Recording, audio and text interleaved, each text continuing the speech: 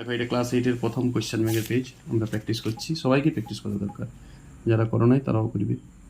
H2S plus Cl2 সমান 2HClS এই বিক্রিয়াতে জারণ বিজারণ বিক্রিয়াগুলি লেখো এবং জারক এবং বিজারক পদার্থের নাম লেখো। প্রশ্নটা বারবার পড়বে, দেখো আমি মার্ক করে দিয়েছি হলুদে। বিক্রিয়াগুলি লেখো, প্রশ্ন আছে বিক্রিয়াগুলি। তোমাদের বইয়ে যেটা দেওয়া আছে সেটা একটা বিক্রিয়া, কিন্তু বলেছি জারণ বিজারণ বিক্রিয়াগুলি লেখো, প্রশ্ন করতে হচ্ছে। তার মানে আর বিক্রিয়াগুলি বলতে কি বুঝেছি এখানে? সাসপেন্স, আমি পড়াচ্ছি এখন, বোর্ডে আছে। এবং জারণ বিজারক কি, জারক বিজারক চিহ্নিত করো, ওটা ঠিক আছে। ওকে, চলো আসো বোর্ডে। হ্যাঁ, সেইটা অক্সিজেন এবং হাইড্রোজেন দিয়ে বুঝবে না। তোমাদের বই লেখা আছে যে রাসায়নিক বিক্রিয়া অক্সিজেন যোগ এবং হাইড্রোজেন অপসারণ তাকে জারণ বলে। ওইটা 5-এর জন্য ঠিক আছে, 5 ক্লাসের বাচ্চার জন্য ঠিক আছে। 5 ক্লাসের বাচ্চারাও আজকাল বিক্রিয়া পড়ে, বিক্রিয়া করে। সংকেত তো পরে 5-এই শুকিয়ে যায়। আমি 6-এ দেখেছি বাচ্চারাকে বিক্রিয়া করতে।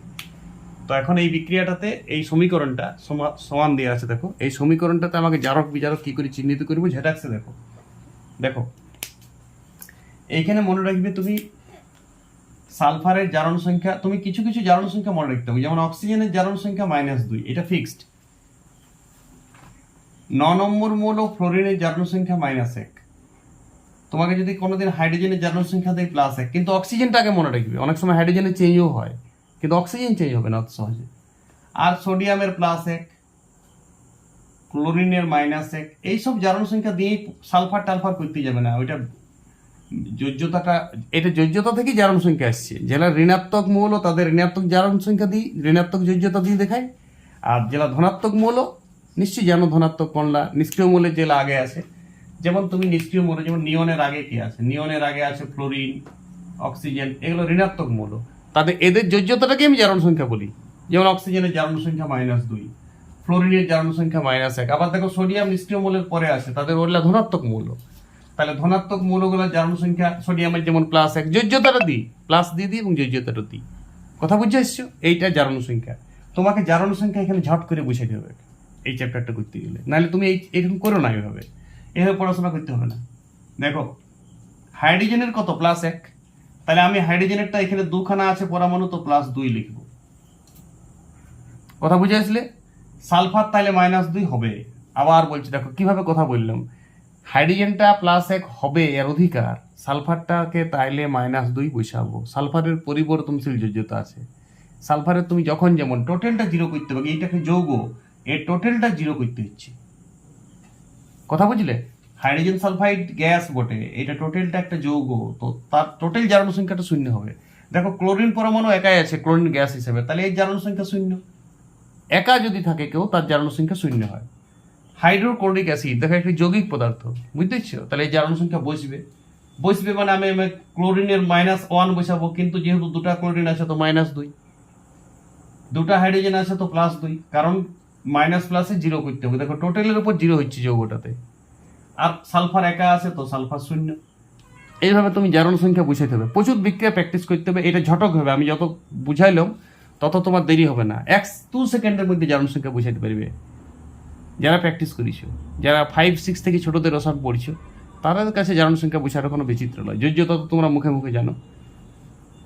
ধারাং ধারাং যোজ্যতা তো জানো যে সোডিয়ামের যোজ্যতা 1, এটা তো জানো। সালফারের যোজ্যতা 2, অক্সিজেনের যোজ্যতা 2। কিন্তু ঋণাত্মক মৌল হইলে জারণ সংখ্যা বলছি, এখানে যোজ্যতাটাকেই জারণ সংখ্যা বলা হচ্ছে। এইবার দেখো হাইড্রোজেন +2 থেকে +2, হাইড্রোজেন কি কোনো চেঞ্জ আছে? No change. তাহলে হাইড্রোজেন নিয়ে কোনো কারবার হয় না, মুছে দিচ্ছি। তুমি চেক করবে কিন্তু। দেখো সালফার -2 থেকে 0, সালফারে কোনো কি ঘটনা ঘটেছে? হ্যাঁ, সালফারে অবশ্যই ঘটনা ঘটেছে। সালফার থেকে নিচ্ছি আমি। H2S থেকে দাগটা দিবে না, সালফার থেকে দিবে। তাহলে সালফার মাইনাস, তার মানে দুটো মাইনাস ইলেকট্রন বেরিয়ে গেছে। দুটো ইলেকট্রন যদি বেরিয়ে যায়, তাহলে ইলেকট্রন বেরিয়ে যায় যদি, দুটো না, একটা না, দুটা না, তিনটা না, এইটাই জারণের আসল সংজ্ঞা। এটাই জারণ। কোনো মৌল বা মূলক বা কোনো পরমাণু থেকে যদি কোনো আয়ন থেকে যদি কোনো ইলেকট্রন বেরিয়ে যায়, তখন সেই ঘটনাটাকে জারণ বলে। তাহলে এইটা জারণ হচ্ছে, দুটো ইলেকট্রন বেরিয়ে গেছে। আবার দেখো ক্লোরিনটা 0 থেকে হয়েছে -2। ক্লোরিনের জারণ সংখ্যা বিক্রিয়ক পদার্থ, মানে এই দুটোকে তো বিক্রিয়ক পদার্থ বলে, আর এইগুলোকে তো বিক্রিয়াজাত বলে। তুমি বিক্রিয়ক পদার্থে ক্লোরিনের জারণ সংখ্যা ছিল 0। বিক্রিয়াজাততে ক্লোরিনের জারণ সংখ্যা -2 রূপান্তরিত হয়েছে, তাহলে দুটি ইলেকট্রন এখানে প্রবেশ করেছে, অর্থাৎ এই ঘটনাটা হচ্ছে বিজারণ। এবার দেখো এই প্রশ্নতে বলেছে বিক্রিয়াগুলি লেখো। এবার আমি উত্তর দিচ্ছি বিক্রিয়াগুলি লেখক বলতে কি বুঝাচ্ছে। শুনো, বিক্রিয়াগুলি লেখক বলতে বুঝাচ্ছে তোমাকে সালফার এখানে আলাদা করে নিচে লিখতে হবে। সালফার -2 অ্যারো মারে সালফার করতে হবে, ব্র্যাকেটে লিখতে হবে এই বিক্রিয়াটা জারণ বিক্রিয়া, ইলেকট্রন যেহেতু বেরিয়ে গেছে। কথা বুঝিও? তখন আর H2S লেখার দরকার নাই, সির্ফ সালফারটাকে লিখবে। নিচে আরেকটা বিজারণ বিক্রিয়া দেখাইতে হবে, ক্লোরিন 2 যেমন আছে, ক্লোরিন 2 ইলেকট্রন নিয়েছে, নিয়ে হয়েছে কি 2Cl, এখানে হাইড্রোজেনকে দেখাবার দরকার নাই, এইটা হচ্ছে কি বিজারণ। বিক্রিয়াগুলো লিখলাম আলাদা করে, যেটাকে আমি অ্যারো মেরে রেখেছিলাম সেই বিক্রিয়া দুটো লিখতে বলিস আলাদা করে।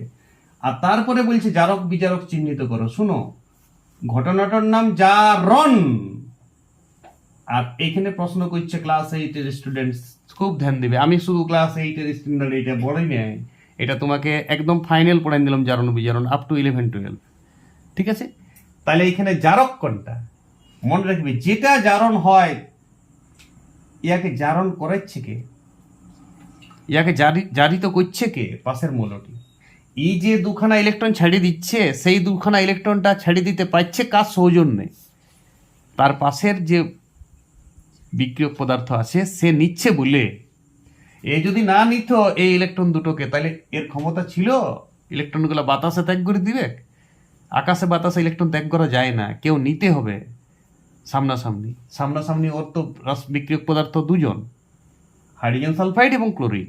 তাহলে এই ইলেকট্রনটা নিচ্ছে বলেই ও ছাড়ার সুযোগটা পাচ্ছে। তাহলে জারককে জারণ বিক্রিয়া করাচ্ছে এই হচ্ছে আসল খিলাড়ি, জারণ বিক্রিয়া করার কারিগরি নি।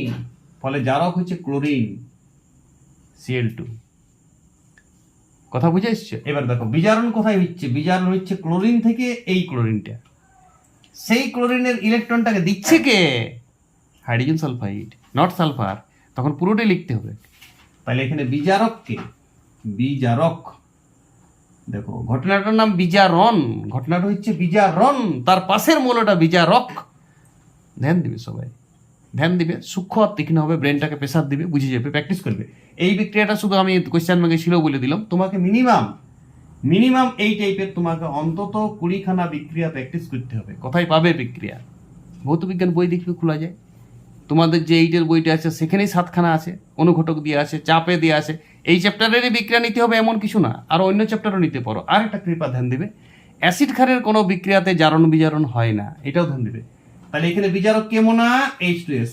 এই প্রশ্নের উত্তরটা যেটা কোশ্চেন ব্যাংকের প্রশ্নটা, সেটা পড়ো ভালো করে, বাচ্চারা পড়তেই পারে না।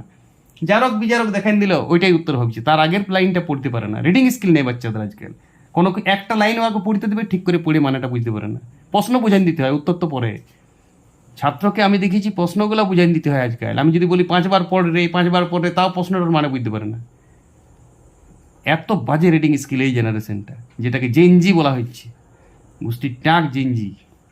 রিডিং স্কিল নাই, রিডিং স্কিলটাকে বাড়াও। রিডিং স্কিলই নেই, পড়ে মানে বুঝতে পারে না, প্রশ্নের উত্তর লিখবে কি করি? আমাকে প্রশ্নটাই মানে বুঝাইতে হয়, প্রশ্ন মানে বুঝাবার জন্যই 1 ঘন্টা সময় নষ্ট হয়ে যাবে, উত্তর বুঝাবার জন্য। তারপরে বলেছে এই বিক্রিয়াটিতে জারণ এবং বিজারণ বিক্রিয়াগুলি লেখো। প্রশ্ন বুঝতে ইচ্ছে, বইয়ে যে বিক্রিয়া দিয়েছে সেটা জারণ বিজারণ বিক্রিয়া না, জারণ বিজারণ বিক্রিয়া সেপারেট হয় নিচে, ওইখানে চিহ্নিত করি আমি জারণ বিজারণটা। হ্যাঁ, যদি না বলতো তো এইটা লিখে আমি এটা করে দিতাম, কিন্তু বলিছে বইয়ে, প্রশ্ন ধ্যান দিতে হবে, ঠিক কিনা? ওকে, দেখো অ্যাসিড ক্ষারের একটা আমি বিক্রিয়া নিচ্ছি, দেখাচ্ছি। এখানে জারণ বিজারণ হয় না। দেখো অ্যাসিড ক্ষারের একটা আমি বিক্রিয়া নিচ্ছি, এটাকে প্রশমন বিক্রিয়া বলা হয়।